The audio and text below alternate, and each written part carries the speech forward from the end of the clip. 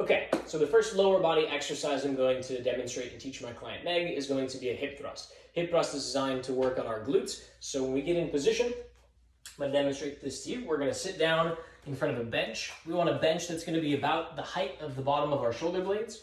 We're going to put our feet hip width apart, about 12 to 15 inches away from our hips.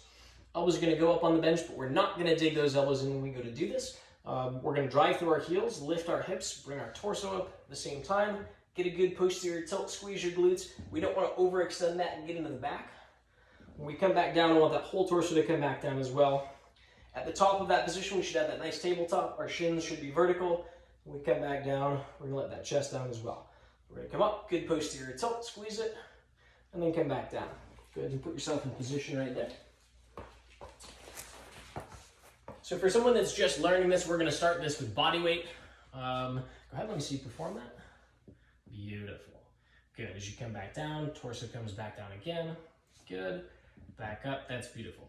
So we'd start somebody with body weight on this to essentially just groove the motor pattern, have them do 12 repetitions, make sure that they're feeling this exercise where we want to. I want to make sure that these shins, like I said, are vertical at the top. The feet aren't too far out or too close. Good. At the end of 12 reps, I'm always going to ask my client, where do you feel that exercise the most? So I feel it right here. Good, in the glutes. If for some reason the client doesn't feel it in their glutes, I'll cue that a little bit differently where we can maybe modify that, have them spread their feet a little bit wider, turn their toes out to the side so they can actually target those glutes just a little bit more. And that's the hip thrust. So the upper body strength exercise that I'm going to demonstrate is called the kettlebell lawnmower row. This is a great exercise for core stability, as well as teaching a client how to do a shoulder blade retraction, working on those upper mid-back muscles. So Meg, I'm going to have you get in position here. When we go to do this exercise, I'm going to have your left leg go right next to the kettlebell. Your right leg is going to go back, and I'm looking for your torso to be more or less parallel to the ground. So when we go to do that, you're actually going to take your left elbow and put it on your left knee. Your right leg is going to be, again, as far back as you can to make sure that your torso is nice and flat. Kettlebell is going to go right next to your front foot. Put most of your weight into that front foot. Grab onto that kettlebell. We're going to draw that elbow back towards your hip and then up towards the ceiling as we go to do that. One thing we want to watch out for is that we don't want to rotate our torso and open this hip up. So we want to keep those hips closed. Grab onto that kettlebell, draw that back and up, and bring it all the way back down. Just like that. Left foot's next to that. Elbows on the knee, hand on the kettlebell. Again, we're looking to make sure that these hips are nice and flat. Those aren't rotated. If they are, I'll cue that. Perfect. Good. Nice easy tempo. Up for one, hold for one, down for one. Perfect. For an exercise like this, I'm going to have this client do for strength, probably 6 to 8 repetitions with a weight that's as heavy as they can do for 6 to 8. For a beginning client that hasn't tried this exercise before, might use a little bit lighter weight and have them do 10 repetitions. Again, just to groove that movement pattern. But again, this is really solid core work, stabilizing. Eventually, after 8 or 10 reps, she's actually going to start to feel this in the glute on her front leg as well. Good. Just do one more of those for me. Perfect. And then again, as always, I'm going to ask the client, where do you feel that exercise the most? Like up here and here. Cool. Great. So I love that exercise for exactly that reason. There's a lot of stuff going on. It's good core work, good shoulder stabilization, and good mid-back muscles. Okay, so the core exercise that I'm going to be demonstrating to Meg is going to be a bear crawl hold. So when we get into the position, essentially I'm going to have Meg get into a position where your hands are going to go directly underneath your shoulders. Your knees are going to go directly underneath your hips. I want to make sure that your hands are shoulder width apart, knees are hip width apart, our toes are flexed. We're going to draw the belly button in towards the spine, and then all we're going to do is lift those knees 1 inch, and we're just going to hold that position exactly like that for about 15 or 20 seconds. Okay?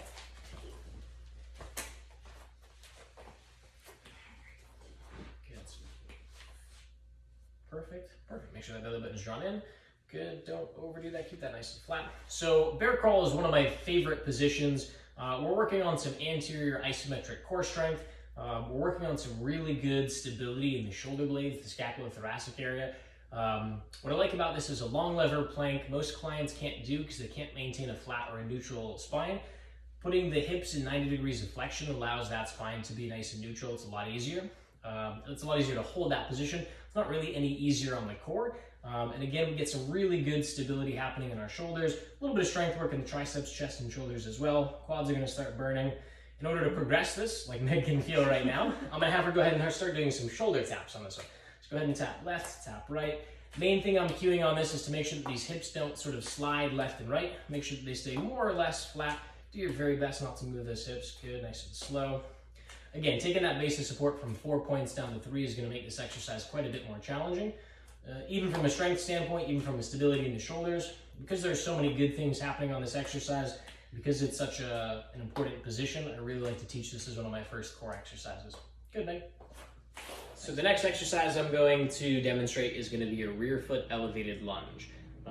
It's a single leg strength exercise. It's going to work on the glutes, the hamstrings, the quads, as well as a little bit of balance and coordination. So when we go to do this exercise, Meg, we're going to get in position. We're going to have 1 foot forward. We're going to have our back leg elevated on a bench that's about the same height as one of our knees. We actually go to do the movement. Most of the weight is going to be in that front leg. We're going to drop our hips down and back a little bit towards that bench, and then we're going to come back up. What I'm looking for on that exercise to make sure we're doing it appropriately is that the angle of the shin and the angle of the torso match as we get to the bottom of that. So again, when that quad is parallel to the ground, I want to make sure that my torso and my shin are even. One of the big mistakes that I see is somebody keeps their torso too upright and that knee ends up forward.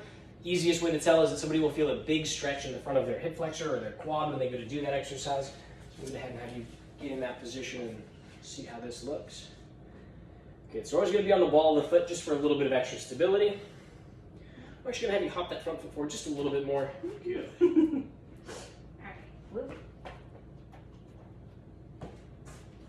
Okay. You're going to drop the hips back. Good. Keep pressuring that big toe. That's going to help you balance out a little bit. Good. Keep that core nice. Tight little posterior tilt as we get to the top of that movement. Struggling with balance is really, really common on this, so if somebody has issues with that, I might give them a little bit of hand support. Because on this particular exercise, since we're going to single leg, somebody might not have great balance or coordination. It's not really going to take anything away from the strength piece of the exercise, and we have time to sort of continue building that strength and coordination, that coordination and balance. Good, we'll get 2 more of those. As long as that torso and shin angle match, which it does really, really well, we're going to get out of that exercise pretty much everything we need to. Okay, the last exercise I'm going to show is it's a really good whole body warm-up exercise and strength exercise for both core, shoulders, hips.